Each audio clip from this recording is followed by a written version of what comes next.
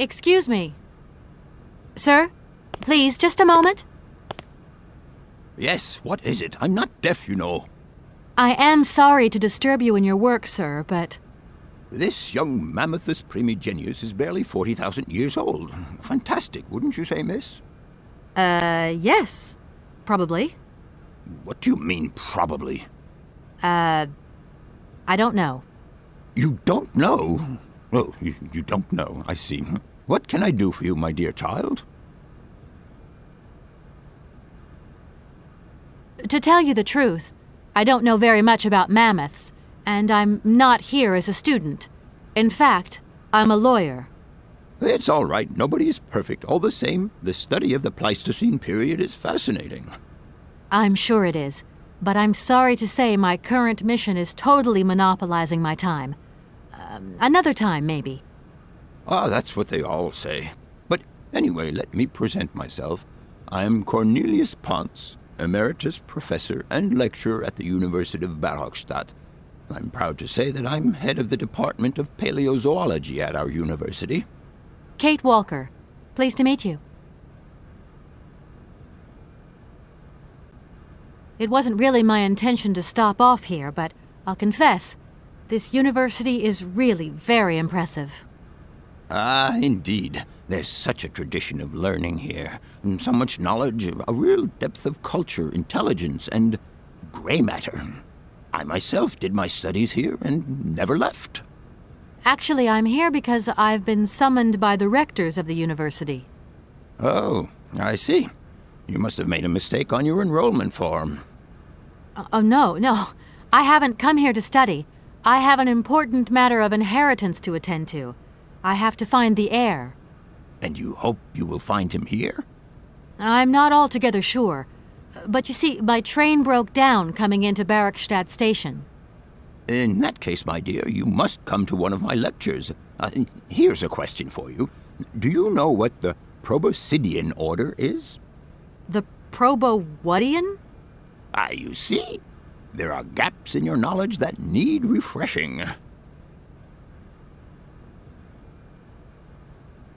Arriving in Barrockstadt is an amazing experience. I've never seen such a station. You came by train?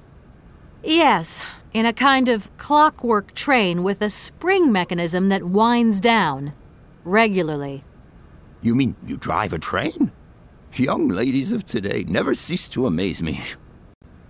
Oh, no, I'm not the engineer. The train's engineer is actually an automaton. I am sorry, all this probably sounds very strange. A clockwork train, driven by an automaton? I once knew a man long ago who could have invented such a train. It was he who designed the bandstand in the main square. To think that he was even capable of creating such a gadget. He was astounding, a true genius. But oddly, at the same time, he was also almost a child. It was as if his mental and physical evolution had definitively halted at the age of 10. Can you believe that? Yes. I think I can believe that. At least I'm beginning to.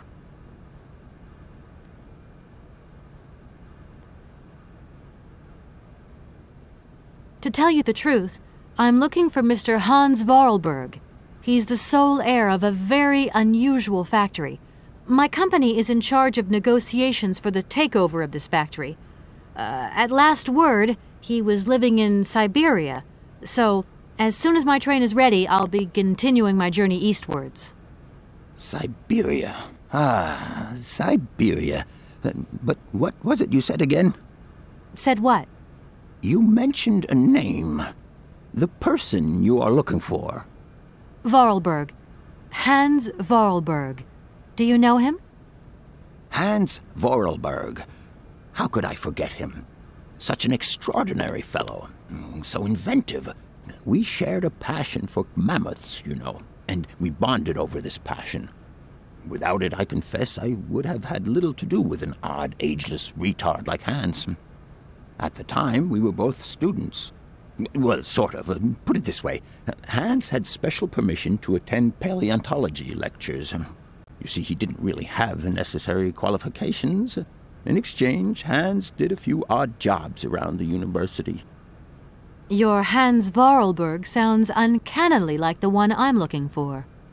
I'm not sure, my dear. Hans was above all questions of money and business. Just to imagine him running a factory, perish the thought. Can you tell me a little bit more about him? He was always a mystery to me. He never said very much, and never quite seemed to grasp what you said to him. He expressed himself instead through his incredible mechanical contraptions. His inventions, I admit, have been much appreciated by the university. The few times we really did talk, it was about his strange interest for mammoths and a doll. Some sort of doll that obsessed him. A doll, you say? Yes, he kept talking about it. One day he described it to me. A sort of children's toy. A miniature mammoth mounted by a mount. It appears he found it in a cave not far from his home. The event all sounds very dramatic. His account was slightly confused, but it awoke a great interest in me. What do you mean? To my knowledge, there was only one tribe who made figurines featuring a mouth, and that tribe is the Ukols. They live in the farthest reaches of Syberia, and for them, the dolls constituted a sacred object, illustrating one of their central legends. How such a doll made the journey from the frozen Siberian north to a cave in the French Alps is a mystery to me. Even today, it is beyond my comprehension. Have you considered that Hans Voralberg was maybe making it up? You said yourself he didn't seem to have all his mental facilities intact. No, that's impossible. Hans couldn't invent a story like that. The doll is a sacred part of the Syberia legend. He described it to me in exact detail. Syberia itself is a chimera that paleontologists of the world are very fond of pursuing. What would you say about seeing Hans Voralberg again? After all, you could come with me and help me find him. Young lady, you are very kind. I'm far too old for such escapades.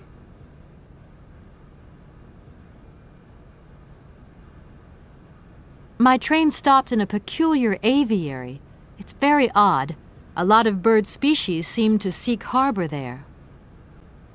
Ornithology is far from being my favorite subject, but I must concede that the station is the pride of the university.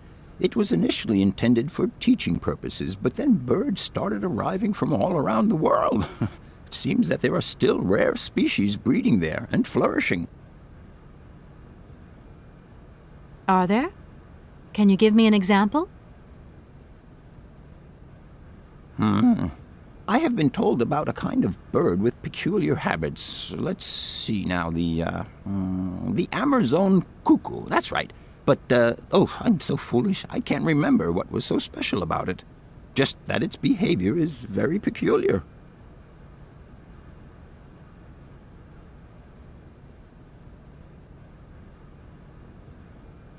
The Amazon? Where's the Amazon? What is the Amazon?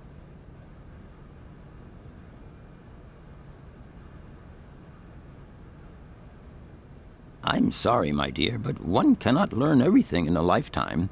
Specialization is the key to real knowledge. Why don't you pay a visit to our library? Thank you very much.